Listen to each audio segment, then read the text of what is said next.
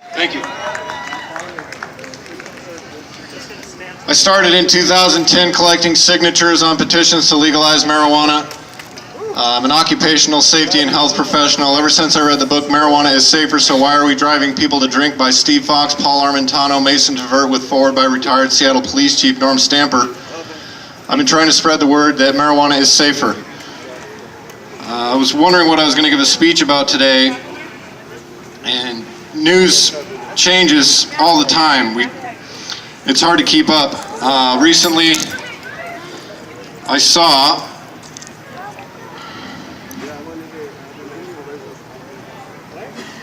four Idaho Department of Correction officers accused of drug trafficking. Thursday, April 12, 2018. Four Idaho Department of Correction officers have been indicted for their alleged roles in working with what they believe to be a large-scale drug trafficking organization that in reality was an undercover FBI operation requested by state officials. U.S. Attorney Bart Davis announced the 9-count federal indictment Thursday at a news conference. Davis said, a federal grand jury this week indicted Timothy Landon, 35, Richard McCullough, 36, Robert Wallen, 35, all of Boise, and Eric Thompson, 38, of Star. All four were arrested Thursday morning. They are scheduled to appear in federal court Friday and face the possibility of life in prison. State and federal law enforcement officers said the investigation started last year when an undercover FBI agent posing as a drug trafficker made contact with the four officers who Idaho Department of Correction officials suspected of wrongdoing. Authorities said at no point during the undercover operation were any drugs actually brought into the Idaho State Correctional Institution in South Boise.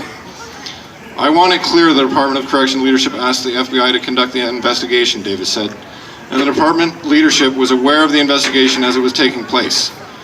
Authorities declined to say why these specific four officers were contacted by undercover agents, but they said the case arose out of the defendant's willingness to participate in a large-scale drug trafficking organization and to use their positions as Idaho Department of Correction employees to assist in illegal activity. FBI Special Agent Eric Barnhart said the suspects' activities included providing armed security for what they believed were drug deliveries, payment drop-offs, and also weighing drugs and counting money.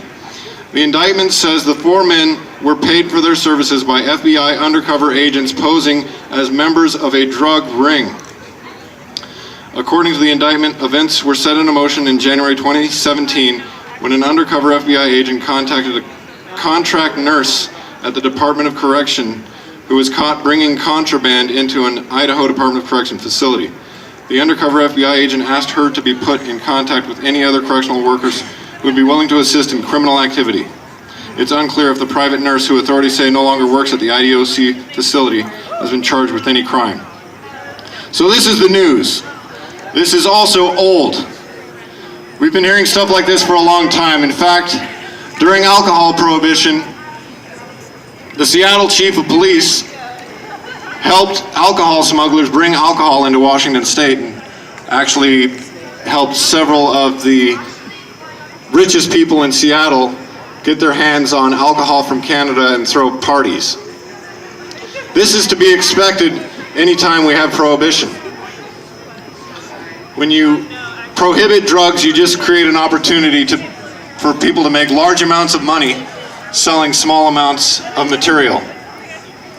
I created Safer Shirts as a way to educate people and increase enthusiasm for activism. I want to let everybody know that marijuana is safer than alcohol.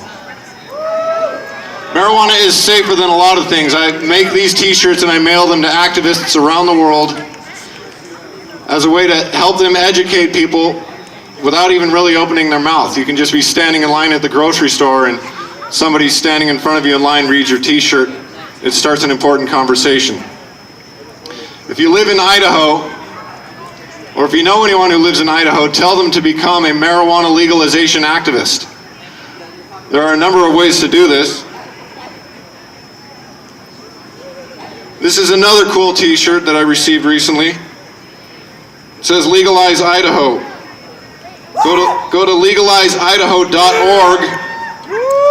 There's actually a couple of booths if you walk out that way. You can talk to the people who created Boise Hempfest They need volunteers. Boise Hempfest is inspired by Seattle Hempfest. I believe a big part of the reason why marijuana is legal in Washington State is because Seattle Hempfest helped create enthusiasm and helped turn people into marijuana legalization activists. Talk to the Seattle Hempfest booth, the Boise Hempfest booth, legalizeidaho.org, Students for Sensible Drug Policy. Get in touch with these organizations. They can actually tell you what you need to do to talk to lawmakers to change the law so we stop arresting people for marijuana. We stop creating an incentive for folks who work at the Idaho Department of Corrections to smuggle drugs into prison. Over there. It's a Prohibition helps people get rich. We need to legalize marijuana and stop ruining lives. Thank you. It's a full-blood applehead chihuahua. And her name's Cha-Cha. She's a Mexican dog.